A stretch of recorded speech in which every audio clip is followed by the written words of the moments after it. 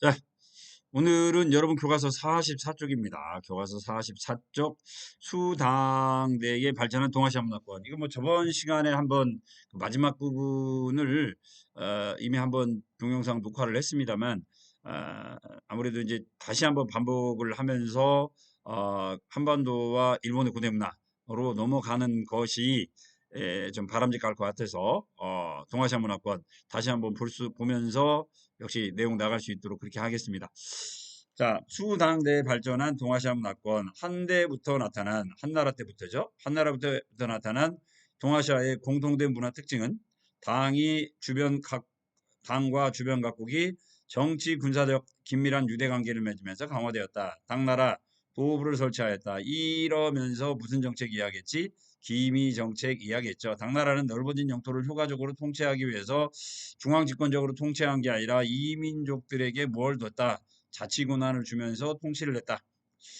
우리 도읍부 하면 우리나라에서 이제 고구려에다 설치한 건 뭐였어요? 안동도읍부라고 이야기를 했었죠. 안동도읍부, 서쪽에다가는 안서도읍부, 그 다음에 위그르족 땅, 뭐랄까, 거기는 안북도읍부, 베트남 땅에는 안남도읍부, 이처럼 많은 도읍부를 두면서 이제 기미 정책으로 통치를 했고요.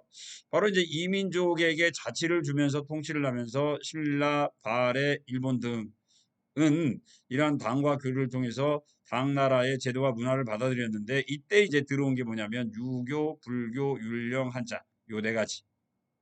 요 네 가지는 꼭 알아두세요. 요 네 가지 문화가 이제 어때요? 동아시아 지역에 공통적으로 보급되었다. 즉, 뭐 미국인이나 유럽인들이 보면 우리 한국인이나 일본인이나 중국인들이나 다 똑같다라고 이야기하는데 이처럼 얘들이 이들 지역의 문화를 다 똑같다고 느끼게 된 배경이 뭐냐면 요 지역에 네 가지의 공통된 문화권이 있기 때문이다. 유교 사상적으로, 그다음에 불교 종교적으로, 율령 법치적으로, 그다음에 한자 문자 뭐 요런 네 가지 가 있기 때문에 외국인들은 동아시아 문화권을 서로 비교를 못하는 거죠. 구분을 못해요. 왜? 또이또이하니까. 자, 그러면서 이제 유교 간단하게 이야기를 합니다. 유교 한대 이후 누구 때예요? 이건 복습하는 거예요. 한무제 누구 이야기 나왔죠? 그죠? 동중서죠. 동중서. 동중서가 자 천명사상으로 천명사상으로 황제의 권한은 하늘로부터 내린 거다. 즉 절대적인 걸로 만들면서 이제 국가의 통치념으로 유교가 자리 잡기 시작하죠. 그래서 유교는 정치적으로 황제와 국왕의 권한을 뒷받침했으며 천명사상, 그 다음에 덕치주의 이걸로도 연결이 됐죠. 그래서 사회 질서 형성에 유지하였다. 그래서 이 유교는 저번에도 이야기했지만 도덕 더하기 법률, 도덕으로도 통치하고 법률로 통치하는 그럼으로써 사회 질서 형성에 기여했다. 그 다음에 불교가 맨 처음에 들어온 건 후한 때예요. 중국의 후한 때에 들어왔지만 이게 본격적으로 발전한 건 언제 때다? 위진 남북주 시대. 특히 어디에서 발전했다? 북조에서 발전을 했다. 즉 북조의 5호. 이 사람들 뭐죠? 북방 유목민족이죠. 북방 유목민족이에요. 정통 중국인들이 아니란 말이에요. 그런데 불교도 원래 어때요? 정통 중국 것이 아니죠. 둘 다 이민족이에요. 그래서 같은 이민족, 동병상련이죠. 같은 이민족 성격이 강했던 불교가 특히 이제 뭐 남조에서도 발전했지만 특히 어디서 많이 발전했다.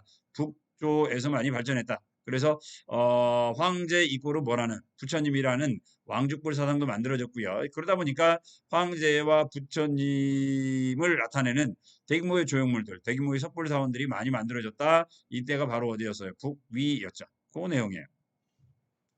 그 다음에 주변국에 전파되어 동아시아 종교적 기반이 되었고 사찰과 탑뿐만 아니라 석굴 사원과 건축, 특히 무슨 미술? 간다라 미술까지도 동아시아 지역에서 공통적으로 볼 수 있는 그런 예술의 한 형태였죠. 율령 당나라 때 만들어졌어요. 율은 뭐라고 그랬어요? 형법이죠. 잘못하면 형벌. 그 다음에 령은 뭐예요?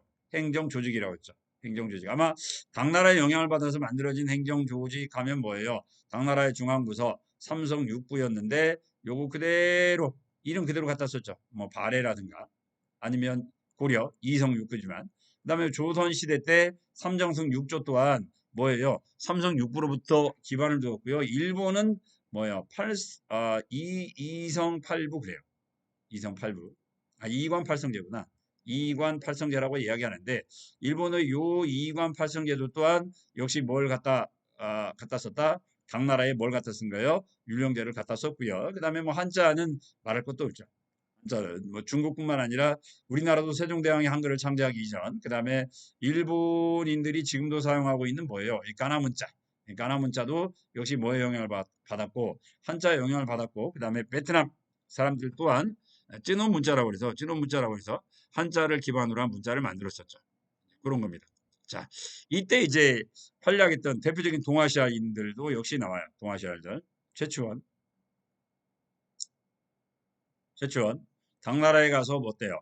빈곤과에 합격을 했죠. 당나라가 외국인을 대상으로 봤던 과거 시험 빈곤과 합격했고요. 그 다음에 토황소 견문으로 유명하죠. 그만큼 문장이 유명했다. 그리고 이 황소의 난 때문에 당나라가 결정적으로 멸망하게 되죠. 자, 그 다음에 요건 이제 일본인이에요. 이 최초는 신라 사람이 어디로 간 거예요? 당으로 간 거죠. 이 감진이라는 사람은 당나라 사람인데 어디에 간 거예요? 일본에 간 거예요. 당나라 사람인데 일본에 가서 당나라 사람인데 일본에 가서 일본의 불교를 크게 전파시켜줬다. 개유를 전파시켜 주었고, 그 다음에 노쇼다이사라는 사찰 또한 일본의 감진이 만들었다. 그러니까 당나라 사람이 일본으로 갈 정도로 그만큼 뭐예요? 당나라와 그 다음에 주변 국가와의 교역이 어때요? 활발했다라는 이야기고요. 그러면서 이제 여기 등장하는 거 특히 이제 삼국 가운데 어느 나라냐면 일본이에요.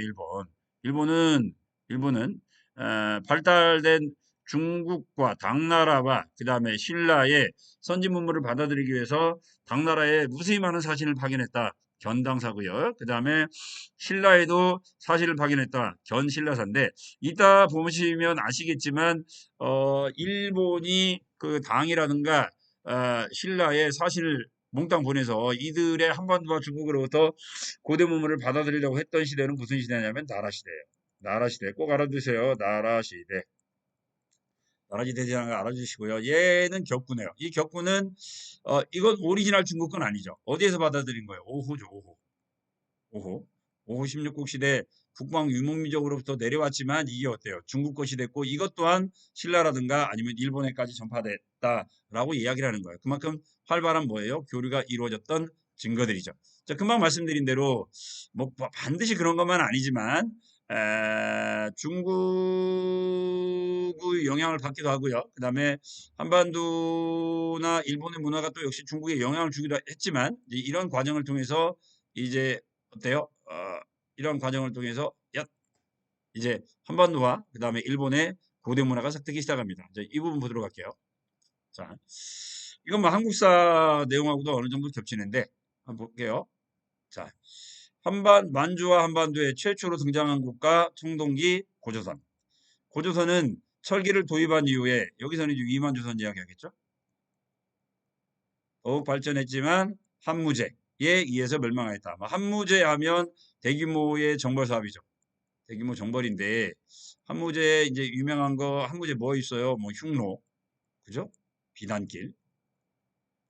그다음에 여기 뭐 보면 뭐 또 멸망시켰다. 뭐 위만조선도 멸망을 시켰다라는 이야기도 있고요. 특히 이제 베트남까지도 정복했던 걸로 유명했죠. 베트남까지도 정복했다. 그다음에 이후 만주 한반도에 뭐 고조선을 계승한 고구려 백제 신라가 등장했고 이들은 중국으로부터 율령, 그다음에 유교, 불교, 뭐 한자는 뭐 정확하게 언제 들어왔는지 모르지만 한자도 들어오면서 중앙 집권 국가로 성장을 했고 이를 일본에 전파했는데 가장 많이 일본에 이제 고대 문화를 전파한 나라는 당연히 어느 나라 이제 백제가 되겠죠. 자, 신라는 당과 연합하여 백제와 고구려를 무너뜨리고 당을 몰아내고 삼국을 통일하였다. 이후 고구려 유민들이 발해를 세워서 무슨 시대? 남북국 시대. 그 다음에 신라와 발해는 당의 제도를 받아들이면서 일본과도 교류하였다. 뭐 상당히 뭐 지극히 뭐 이렇게 교과서적인 그런 내용들이 쭉 나오고 있어요. 시험이 될 게 없네요. 자, 한국과 일본 간의 교류를 보여주는 증거로 이야기하는 거 뭐 있어요? 요거 이야기라고 있네요. 뭐예요? 한국에 있는 금동 미륵보다 발가사유성과 일본에 있는 목조 미륵보다 발가사유성 둘이 똑같죠? 둘이 똑같은데 하나는 구리로 만들었고요. 하나는 뭘로 만들었어요? 나무로 만들었어요. 이제 우리나라에 있는 목조 미륵보살 방가사유상은 국보수렴이 57호인가로 알고 있고요. 이건 일본 고류사에는 이건 일본 국보 1호죠. 일본 국보 1호인데 얘가 나무로 만들어졌어요. 나무로. 이제 그것은 조금 이따가 한번 얘와 관련된 에피소드가 있는데 그건 나중에 한번 이야기를 해드리도록 하겠고요. 여기 여기 보니까 이제 한반도에서 나는 이제 적송이라는 이야기 하고 있네요. 그다음에 이제 바둑. 백제가 일본에 보낸 그 바둑판도 역시 남아 있고요. 이제 이런 것들을 통해서 특히 이제 삼국간 일본, 특히 백제와 많은 교류를 했다는 걸 볼 수 있고 이러한 백제와의 교류를 통해서 일본에서 발전한 문화를 우리가 아스카 문화라고 그래요. 아스카 문화, 아스카. 그다음에 일본 역사 한번 보도록 할게요. 일본 역사입니다. 일본 약 1만 년 전에 조몬 시대, 일본에 있었던 요 조몬 시대는 우리가 뭐예요? 신석기 시대라고 하죠. 이 조몬 토기입니다. 조몬 토기와 간석기, 농경. 자, 일본의 신석기 무대 조몬 뭐 어떻게 보면 밧줄 모양이라는 뜻이에요. 조몬요. 조몬. 그다음에 농경이 시작되었고 수렵과 채집 중심이었고 기원전 3세기에 대륙과 한반도로부터 벼농사 기술이 넘어갔는데 그러면서 이때부터 등장했다 야유 시대. 자, 일본 이야 요이 좋다. 이건 무슨 시대가 돼요? 일본에서는 이제 청동기 시대가 돼요. 아까 이야기했을 때 신석기는 무슨 시대라고요? 조몬 시대. 이렇게 되고요. 그래서 이후 일본 열도에서는 자그마한 나라 등장해서 한반도와 교류하면서 새로운 문화가 발전했고 그러면서 기원전 3세기에 최초의 국가가 등장했는데 이 국가가 야마타이라고 이야기를 해요. 야마타이국. 대표적인 이제 등장한 여자가 힘있고 여자가 있는데 힘이 셌나 봐요. 힘있고 상이라고 이야기를 하죠. 힘있고. 요거 이제 일본 최초의 국가입니다. 그리고 이제 요 기원전 3세기에 한반도와 중국 문화의 영향을 받아서 만들어진 이제 요 야마타이 군이가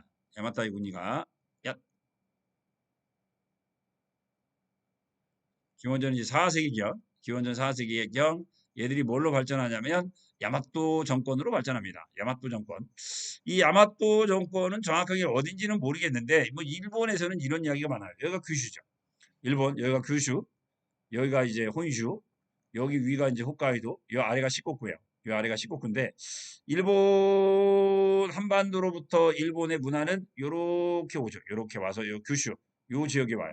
그래서 요 규슈 지역에 최초의 국가가 있었을 거다. 그 야마타이고 이 야마타이국이 뭘로 발전하냐면 야마토 정권으로 발전하면서 얘들이 요 오늘날 요 긴키지방이라고 하는데 요 긴키지방으로 이동을 했을 거다라고 이야기를 하죠. 그러면서 이제 오늘날 이제 오사카, 나라, 교토 지방, 요 긴키 지역에 일본의 이제 어때요? 야마토 정권이 수립됩니다. 6세기 중반, 백제로부터 불교를 수용하였다. 뭐 552년이라고 이야기를 합니다. 552년.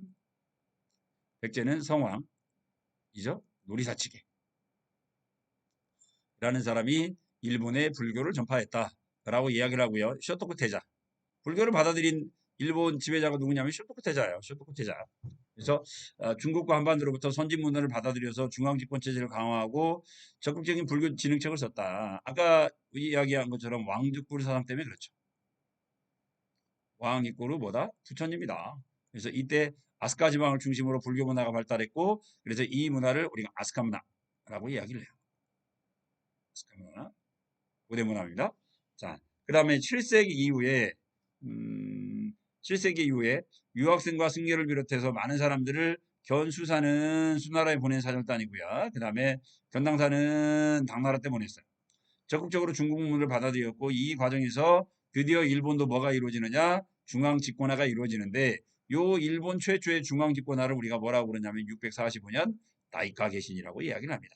다이카 개신 당나라의 율령 체제를 모방하여 국왕 중심의 중앙 집권 체제가 확립되었다. 645년. 그러니까 뭐 우리나라는 뭐 384년, 그다음에 372년, 그다음에 527년 뭐 이렇게 이야기를 하거든요. 중앙 집권 국가가. 그런데 일본은 645년이니까 가장 발전이 느렸던 신라보다도 약 120년이 늦었다라고 이야기를 하는 거죠. 그리고 이제 7세기 말에 일본은 니폰 그 이전까지만 해도 일본은 뭐라고 불렀냐면 왜 불러 왜라고 불렀어요. 왜라고 불렀는데 663년. 요건 써놓으세요. 꼭 써놓으세요. 백총강 전투.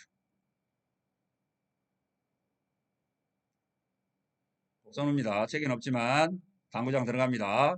645년 백총강 전투를 통해서 백총강 전투는 뭐냐면 백제와 외연합군이 누구하고 나당 연합군하고 싸워서 패한 거예요. 그러면서 663년 백종강 전투를 통해서 백제의 부흥운동이 완전히 실패로 끝났고 한반도에서 드디어 백제라는 나라가 사라집니다. 백제라는 나라가 사라진 이후에 일본은 이제 어때요? 그 이전에 외라는 칭호를 버리고 드디어 일본이라는 칭호를 쓰게 되는 거죠. 그러니까 그 백제는 일본에 이게 있어서 어떻게 보면 엄마의 탯줄 역할을 했죠. 근데 이제 백제가 망하면서 탯줄이 끊어지면서 드디어 일본이 독립국가로 일본이라는 국호를 쓰게 되고 천황이라는 칭호도 사용하게 됩니다. 그때가 이제 대가는 언젠가는 모르는데 약 663년 아까 이야기한 대로 백제 부흥운동이 실패로 끝나고 약 700년 사이에 일본이 이제 그들 나라 이름을 만들기 시작합니다. 그러니까 이제 어떻게 보면 백제가 멸망하기 이전까지만 해도 일본은 자기들이 스스로 독립적인 국가라고 생각해 본 적이 없다라는 이야기죠. 왜? 나라 이름을 지으려고 생각 안 했으니까. 근데 이제 백제가 망하자 이제 애들이 어때요? 이제 나라 이름을 짓게 되는 겁니다. 그 다음에 8세기 초 8세기 초 일본은 수도를 어디로 옮기냐면 나라 지방에서 아니 일본은 수도를 아스카 지방에서 헤이초교로 바꿔요. 헤이초교. 오늘날 나라 지방이죠. 이때부터 710년부터 794년까지를 우리가 일본의 무슨 시대?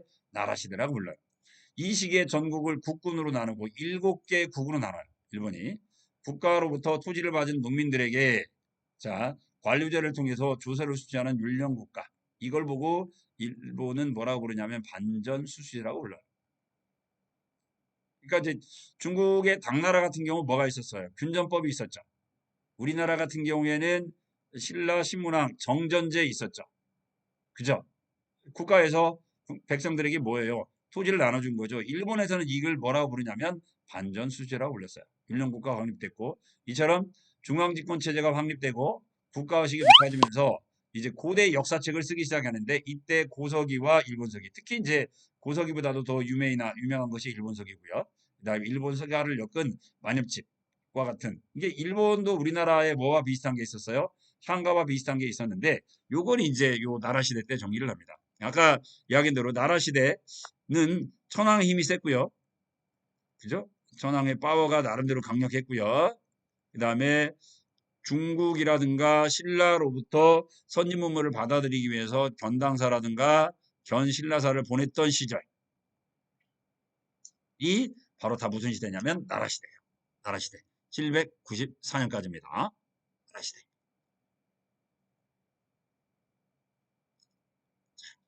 나라시대. 오, 나라시대 이것도 만들어줬네요. 노다지사.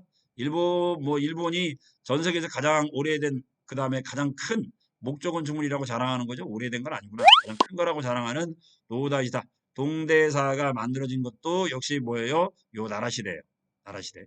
그럼 나라시대에 있는 여기 다이부츠 대불전에 앉아있는 이 큰 부처님 있죠? 예? 앉은 키가 16m래요. 와우. 앉은 키가 16m. 얼굴이 5m. 이처럼 큰 부처님을 만든 이유가 뭘까요? 큰 부처님을 만든 거. 바로 이제 왕권이죠. 그래서 나라 시대까지만 해도 왕권이 강했다. 제가 알기로는 이때가 이게 이제 덴표, 일본어로 천평천왕, 일본어로 따지면 덴표 덴노가 되는데요. 자, 아무튼 요 노다지사, 동대사가 만들어진 것도 역시 나라 시대예요. 나라 시대. 이제 그러다가 8세기 말 8세기 말 불교 세력의 정치 개혁을 막고 혁신하기 위해서 수도를 해양교로 다시 옮겨요. 아까 헤이조에서 해양교로 바뀌어요. 해안으로 바뀌었다. 이때가 해안시대 794년에서 1185년 왕권이 약해집니다. 귀족의 힘이 세져요. 그러면서 누가 등장하냐면 무사들이 등장을 했고요. 견당사 파견 끝났습니다. 나라시대하고 해안시대는 달라요.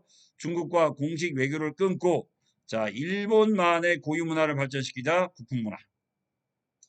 해안시대. 그 다음에 한자를 간략하게 만든 가나문자. 그 다음에 일본 시집, 노래, 상가와 똑같은 거예요. 와카. 그다음에 겐지 모노가타리 등 일본의 고유 문화라든가 그다음에 일본 고유의 특색. 이게 일본 아이들 하면 요 머리 있죠. 요 머리 이렇게 앞빛날이 이걸 이제 우리가 이제 존마케라고 표현하는데 존마케와 같은 일본 고유의 문화가 만들어진 건 다 무슨 시대다? 헤이안 시대. 그렇게 보시면 되겠어요. 일단 여기까지 마치도록 합니다. 네.